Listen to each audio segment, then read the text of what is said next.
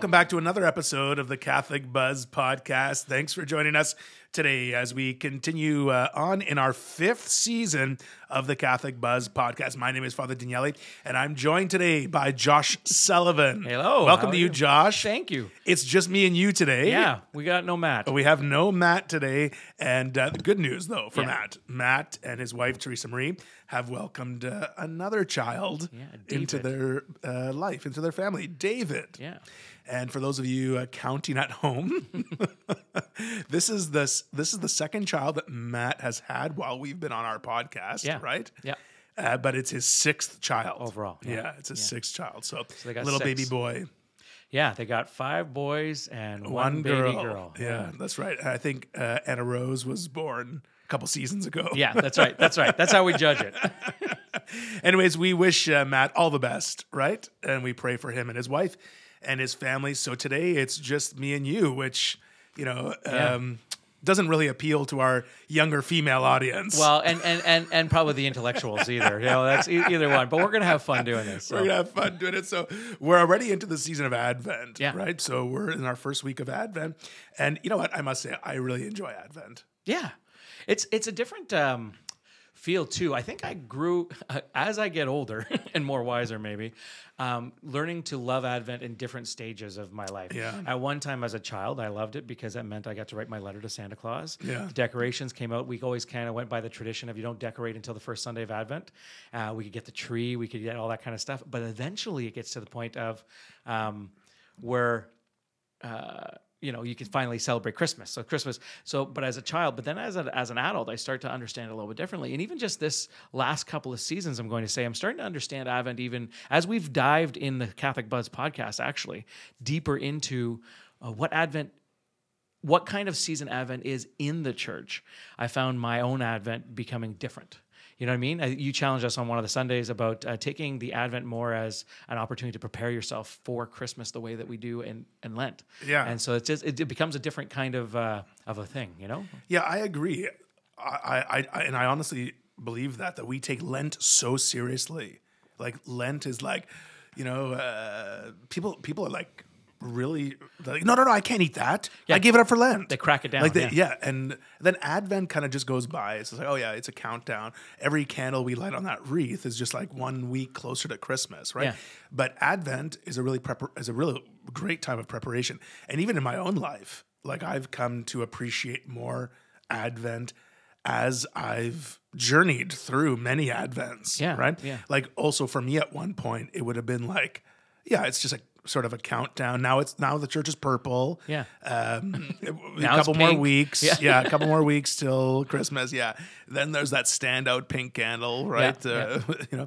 But it is a time of preparation. And if we're truly preparing for what Advent is leading to us, then we have to take it seriously like Lent.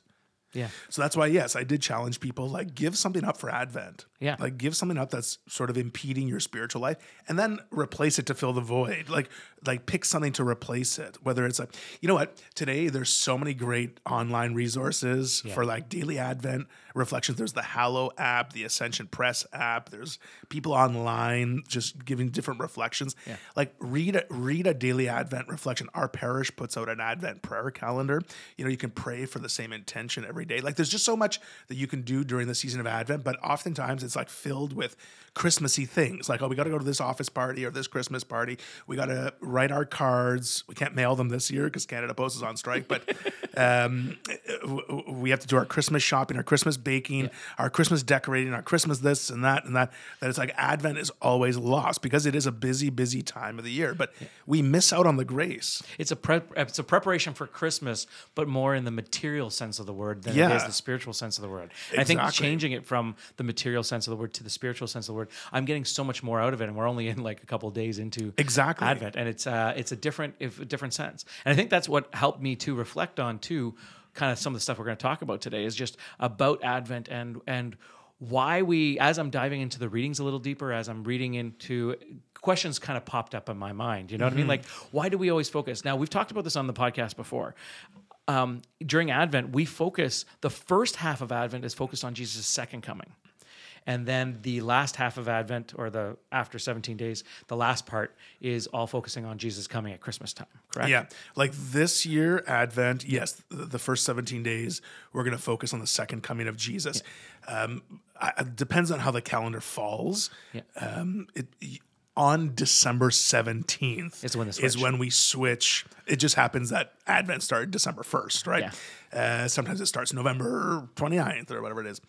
So yeah, on December 17th, we make the switch to prepare for the first coming of Jesus, the birth of Jesus at Bethlehem, right? But it's really funny that you mentioned that, because I always find it really neat, because, you know, like last Sunday or 2 Sundays ago, on the Feast of Christ the King, Yeah. it's the last Sunday of Ordinary Time. Yeah. And leading up to the Feast of Christ the King, we're hearing readings from the scriptures about the end times. Yeah. Because we're coming to the end of the year, of Yeah. the end of the liturgical year. And then we start this brand new year, and it's like, this new season. We changed our colors. We put the wreath out. It's a brand new year. We're like, Happy New Year to the church. And then we hear the same reading. Yeah, We hear the about the end same times. readings about the end times, right? So it's like, hey, what is the church in her wisdom trying to do for us here? Yeah. Why are we reflecting so much on the end times when we end the year and then when we're starting a new year, right? Yeah. And I think I think it helps us to really focus and pay attention. Why are we talking so much about the end? And the way, like, in a way, we sound like, you know, the crazy Christians Yeah. that are like, you know, sell your house and Yeah, get yeah. rid of you, The quit your end is job. near. The end is near. It's this date, Yeah. the rapture, they call it, Yeah. right? We don't believe in the rapture, by the way. For those of you Catholics. listening, yeah. But look how the church places this reflection about the end of time. Mm-hmm. It's in a season of preparation. Yeah. And it's before Advent start, it's preparing for the season of preparation. Yeah. So like everything's pointing towards this preparation. So what can we deduce from the wisdom of the church is the church is basically telling us, be prepared. Yeah. Be prepared. Like, let me ask you, how often do you think about, like, consciously that Jesus is coming again? Yeah. Not very often. Not very often, right? Yeah. I think a lot of people don't think about that, right? Because it's just natural for us to just think about whatever's next. Yeah. Oh, I got to work. The next thing, I pick up the kids. I got to do this, this, that. Like, we're just going to the next thing, the next thing, the next thing. And we're just being, and even in sin or struggle, being tempted by the next thing, the next thing, the next thing. You know, and then we kind of get in a routine. You know, Monday I work, Tuesday I work, Sunday, okay, mass, get the kids there, whatever, blah, blah, blah, blah. But like, consciously, are we thinking like, our Lord is coming again? And that could be today. Yeah. Like, imagine if we lived our life like that. Yeah, I think there's two things about that though. One, some people do live their life that way, but in the wrong sense. In the wrong sense, It's sure. more of a negative, right? It's okay. Oh my goodness, like my life is ending, so I have to do everything possible because To save my butt. kind of thing. And but it's the idea of his fulfillment and the promises. I think when you talk about, it's kind of cool. I was reading in getting ready for this lesson. I was reading up on looking up the Jewish. What the Jewish people were going through and why they were praying for the Messiah, where the Messiah came from and everything else, and then coming and reflecting on that, how that first coming of Jesus relates to his second coming, and specifically kind of comparing the two. Yeah. But what kind of go back just a little bit before that, and it's all about kings, and this is kind of one of those things. So if you remember, the Jewish people, the Israelites, were coming through, and they had the time of Moses and Joshua, and went to the judges, right? And it was in Samuel. Samuel was leading the people, and they start saying, hey, you're getting old, and you've led us out of these problems and everything else. You're getting old. We want a king now. And Samuel's like, no, because a king is something different. God is the head of this people. God is the head of his people. He loves you, and we want to keep him as head, because when we put a king in front, then all of a sudden now it becomes a different symbol, right? So we put a king at the top and at the head, and the people were like, no, we want a king. And so Samuel went back to God and said, I'm trying to tell them. And he's like, and God says to Samuel, if they don't want me to be their king, then we'll give them a king, but like this is going to be the destruction, basically. And if you look at it, that's actually where the destruction of Israel kind of starts. And so we have King Saul gets anointed there. Samuel goes out and God tells him to anoint Saul. And so he finds Saul, he anoints Saul, and there's a cool story there. And then from Saul goes King David. King David goes to King Solomon. From King Solomon then gets broken up. And the king, that's like King Solomon is where the kingdoms break up. And you have the 10 lost tribes of Israel go under Solomon's servant as a king. And then his son takes over the other two, the tribes of Judah. And that's where it slowly starts to break up. And you have the 10 lost tribes kind of go into Samaria. Samaria becomes their temple and their main spot of worship. They become the Samaritans, or some of them become the Samaritans, I'm going to say. And then you have the Jewish people go into Judah, and then they get overthrown by the Babylonians. So Assyria takes over the top, and then the Babylonians in the bottom. And what ends up happening there is the temple gets destroyed. But very specifically, Ezekiel sees the Shekinah, I think it's called. The Shekinah is the temple, is the cloud. And the cloud of the Holy Spirit that was with Moses, was with the Ark of the Covenant, and would fill the temple whenever God was present, would go. And they still had that cloud all the way through during, King Saul and King David's time. And in the temple, the Shekinah was still there, that cloud that represented the Holy Spirit with wind and fire. And then it left in Ezekiel's time. I think he had a vision of it, and it took off, basically left the temple. And a little bit later, the temple got sacked by the Babylonians, and the temple was ruined, and it was in ashes. And basically God left the people, and they had no king after that. So they were praying from that time on, when are you going to restore the kingship? When are you going to restore our people to greatness like it used to be in King David's time? When are you going to restore this? So when are you going to give us the Messiah and come back to take over the world, basically, right? So they were looking at it differently. But the second coming of Christ, we do the same kind of thing. When are you coming back to take over? Yeah, I think that's a really good comparison. The agony that the people felt at that time, evoked from them this yearning for something better. Yeah. Right? And in a way, yes, maybe Advent evokes from us this yearning for something better in the agony per se that we experience on this earth, right? Yeah. So we're longing for Christ to come again, just like the Israelites were longing for the Messiah. And God to come back to the temple. God to come back and fill the temple. Because he never did. And they said that he's going, they build the temple again, but he never had that same, they didn't have the Shekinah or the cloud come back and fill the temple. It did, and there's a lot of symbolism there if you look at it. It came back, and Simeon uses the words that was used when David put the Ark of the Covenant in the temple. And so he, basically, Jesus coming back for the presentation of Jesus in the temple, used the same words at that time to kind of show that Jesus is now, God is now present again in the temple in this baby, which is kind of cool. It is very cool. And I think there's something to be said from a spiritual level, to be able to still yearn for something better, for the coming of God, for hope. Maybe not into the temple, but maybe into our lives, right? Because oftentimes I think people suffocate under their misery, Yeah. Let's not pretend that everything's great in this world. I mean, of course, the world is good. It's created by God. God's created us. God's created the world. But there's suffering here. Yeah. If you think about your own life or my own life, or for those people listening at home, there's something in your life going on right now that's not great, right? And so on one hand, people will say, I can handle this on my own, right? And maybe in different degrees, some people try and handle that on their own so they don't turn to the Lord. Maybe some people try to handle that on their own so that they don't even have any faith. Yeah. Maybe they turn to things, some sort of substance or some sort of way of coping when they try and deal with things, right? There's things in this world that are not great, and we just kind of think that we can do it on our own. On the other hand, this lesson from the Old Testament, this lesson of Advent, shows us that, yes, this world is not meant to be perfect. Yeah. Because this is not our place. No. Yeah. We're people of another destination. We're people of heaven.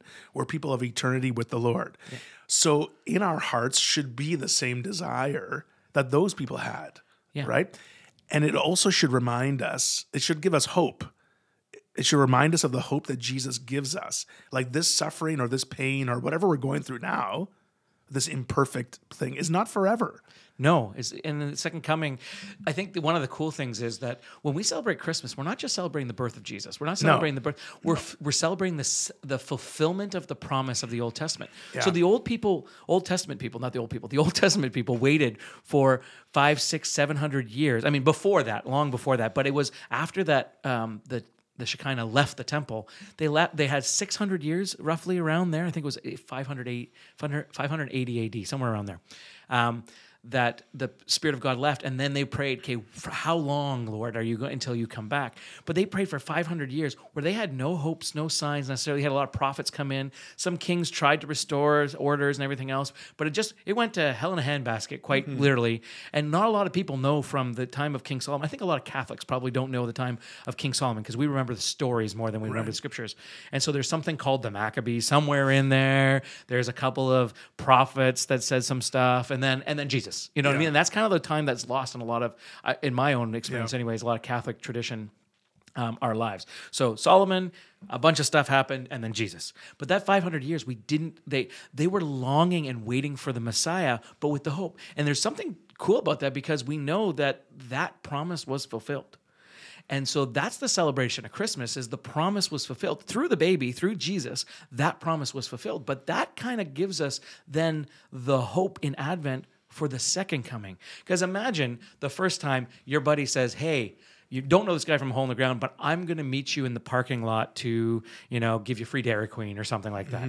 I'd be there in a second. Yeah, of course. I mean, who wouldn't? Yeah. But then if we don't know, we know this guy's a good guy. We know, we trust him a little bit, but we don't have any reason to trust him. But then he shows up and gives us free Dairy Queen. Right. It's like, hey, this is amazing. This is awesome. I love this. The next time he says, I'm going to be there, we're going to be waiting in that parking lot without very much, with a lot of hope, with a lot of expectation that he is going to do what he said because he already did it and he proved it's true. Yeah, not much worry that this is not going to... And so we have that same in our faith. We have that same thing. We have, imagine the people, those who have not seen and yet still believe, right? And imagine those people from the Israelites who just had faith that God was going to fulfill his promise. They didn't know how. They're going to send the Messiah. He is going to come and he is going to save us.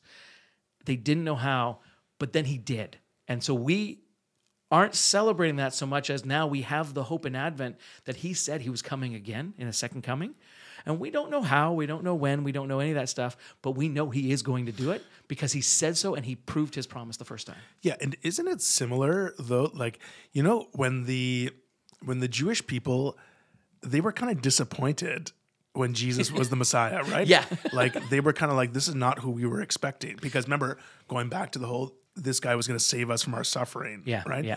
And we're going to be some sort of superpower of people. We're going to be raised up from our misery sort of thing. Right? They were going back to the kingship where, we're going to be soldiers. We're going to go fight. We're going to take over the world. Exactly. We're going to be rich. We're going to be powerful. And so they were kind of disappointed. Yeah. It was like, oh, Jesus is the Messiah. Yeah. It's like, well, he's telling us about peace. He's telling us about the kingdom of heaven. He's telling us about all these things.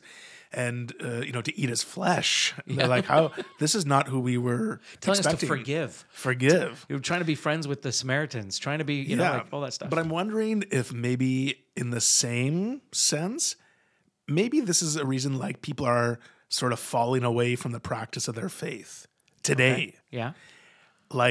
People talk about a loving God, a forgiving God, a saving God, and people are still swamped by difficulties, sufferings in this life, right? Yeah. So maybe the disappointment that the Israelites felt Yeah. when Jesus was the Messiah. Interesting. Maybe there are people disappointed by, because people, when I talk to atheists and all these different things, they say, well, show me what God has done in this world. Why can't God intervene and save this situation?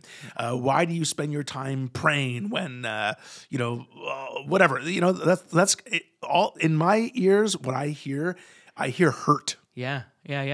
I hear disappointment. So maybe that has continued, this sort of disappointment. If your God is so good, how can he let this evil exist in the world? Right. Yeah. But the thing that we believe, yes, I don't like, when I was a kid at the Italian church where we used to go for midnight mass, the Italians, they would always have this giant cake at Christmas Eve midnight mass that said "Happy Birthday, Jesus" in Italian, right? And I don't like to refer to Christmas as the birthday of Christ because it makes it sound like we're just celebrating, oh, now it's 2000 and whatever years. Yeah. Congratulations, Jesus, Jesus. this old. Yeah. Yeah. But instead, it's the incarnation. Like Yes. God has become flesh.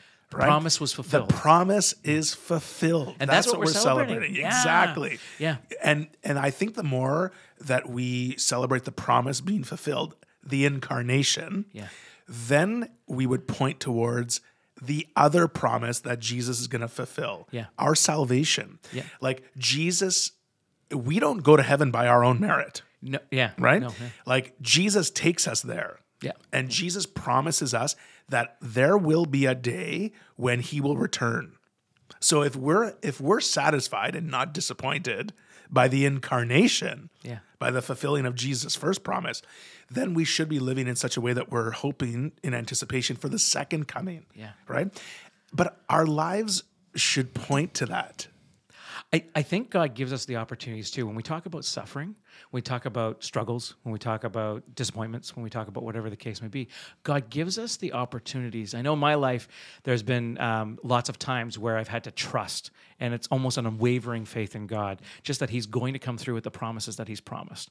And I know, just speaking recently about one of my siblings, they just bought their house, and the promises that God kind of had made, they were praying a lot, they were trying to discern stuff, and the promises that they felt God made along the way, and the leaps of faith that they were asked to take along the way.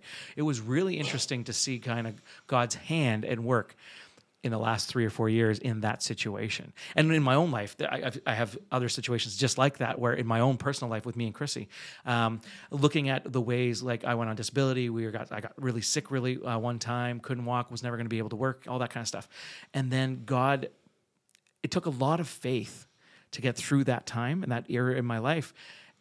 But that's the time where, like, God fulfilled his promise, and we were able to remain faithful. We were able to take it back to prayer and constantly do that. That now it's not as big of a struggle to say, hey, okay, God's got it. It's not a problem. Like, to hand it back over to God. So those struggles, I think, allow us, if we take it right. I was telling my son the other day, he hurt his leg and he can't play football anymore and all this other stuff. So there's a bit of a struggle.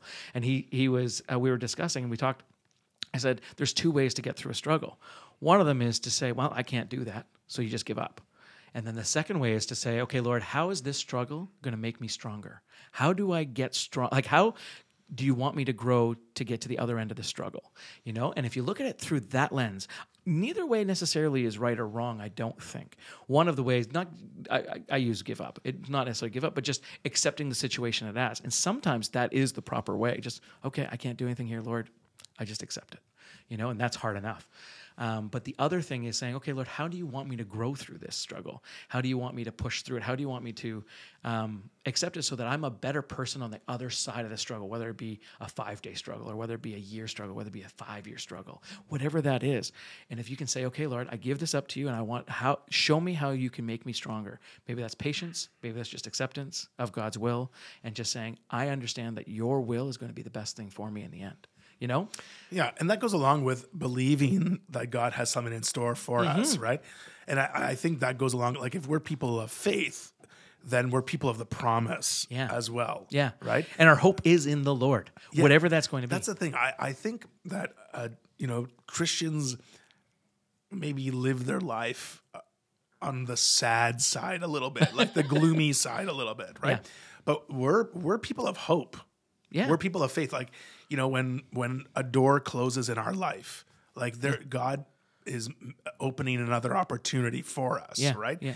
Like in any situation, hurt leg or whatever it might be, like, God gives us another opportunity. There's always an opportunity in every situation, right? Yeah. Even like people who are hospitalized or sick with an illness, some of them have told me, like, I'm not happy with my illness and I'm struggling with it, but it's giving me more time to pray. Yeah. You know, it's like, so whenever this situation, something, there's always something else that God gives us an opportunity to. But that's how Christians should live. We should Yeah. live with that hope. If we're people who believe in the second coming of Jesus, our life should reflect that. Yeah. You know, like I asked people at Mass on the weekend, you know, like what would you do differently if you knew that Jesus was coming back tomorrow? Yeah. Like you knew, oh my gosh, okay, 9 p.m. Eastern, Jesus is coming back tomorrow. Do we finally Right? get to eat off the good china and take the plastic off all the furniture? But there's so much you would be, if we knew, Yeah. you be better so much- believe we're going to whip into shape very fast. Yeah, confession lines will be like drive-through confession. Like Exactly. Like you would believe that all the things that we waste our time doing, Yeah. all of a sudden doesn't matter. Yep, agreed. All the things we hope to do, all of a sudden, like if you haven't talked to your family, if you haven't spent time with people you love, if you haven't done the important things, all of a sudden those take greater importance, right? Because And trying to now finish time- that Netflix show. Yeah, exactly. Right? Right. I got to beat that level in the But it video certainly game. puts our life in a different perspective. Yeah. But that's the whole point of Advent. Yeah. Advent is trying to tell us, like, hey, I know your life is busy, Yeah. but we're supposed to live our life with a different perspective here. We're supposed to live our life that Jesus is coming again. Yeah. And like, we might not know the time, we might not know the hour, but when Jesus comes, like, you know, we were talking about earlier, the readings, you know, the readings that we hear at the end Yeah. of the liturgical year, beginning of, you know, Jesus says, you will see the signs in the sun and the moon and the stars. You know, people will faint from fear. Yeah.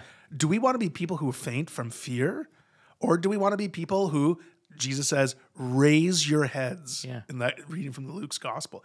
Raise your heads because your redemption is at hand. Yeah. Imagine if we're living our life in such a way that if Jesus appeared in the clouds, you will see the Son of Man coming in the clouds, right? Yeah. And all of a sudden you're going about your day and you see the Son of Man in the clouds. Yeah. You would be able to just stand, raise your head. Your redemption is near. Like, that's how we should be living our life. Yeah. That's what it means to seek holiness, Yeah. right? But instead, we get caught up in so many things here. That's why Advent being the time of preparation, it's preparing ourselves for, like, you know, it's almost like a reality check. Yeah. You know, Lent is like, I mean, they're both penitential seasons. Yeah. Lent is focused a little bit more on prayer, fasting, almsgiving, you know, our relationship with Jesus on his way to his passion, his death, and his I'm resurrection. going to say mercy. Yeah. yeah. Advent is preparing us to be like, it's like a reality check. Like, hey, are you actually living your life like a joyful, hopeful Christian? Are you hoping, like, you know, I had a conversation with someone. It's like, they said, like, I don't really want the Lord to come again. I don't want the Lord to come again because there's so many things I have to put in order. Yeah. And I was like, yeah, well, then put them in order. Like, Yeah. put them in order now. Like, what are we waiting for? You know what I mean? So if all of a sudden we were confronted, like, hey, Jesus is coming back tomorrow, Yeah. you know, and the things that pop in our mind that we should put in order, Yeah. those are indications of what really matters and how we should be living. I think it's Matthew. So it's Matthew 24 and 25 that it's when the disciples are questioning Jesus. And so I'm going to encourage anybody who wants to focus, take a prayer time and focus on the end times, talk like on the second coming and all that stuff.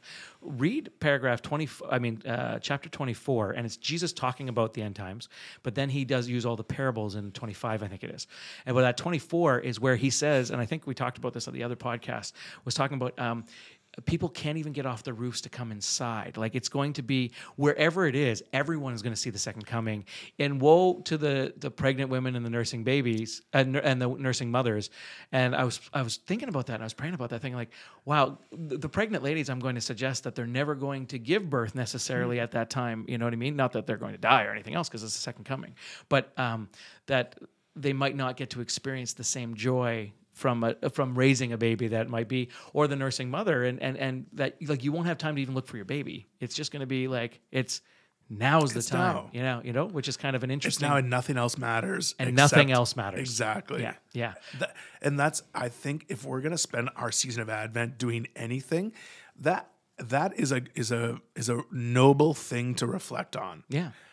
how does my life look different if I was actually anticipating with hope the coming of Jesus? Yeah. Right? Because it's not we believe it. Like Yeah, it's not an yeah. optional thing. It's not like, oh, well, they say Jesus is coming again. No, Jesus says he's coming again. Yeah, yeah. And he's going to come again.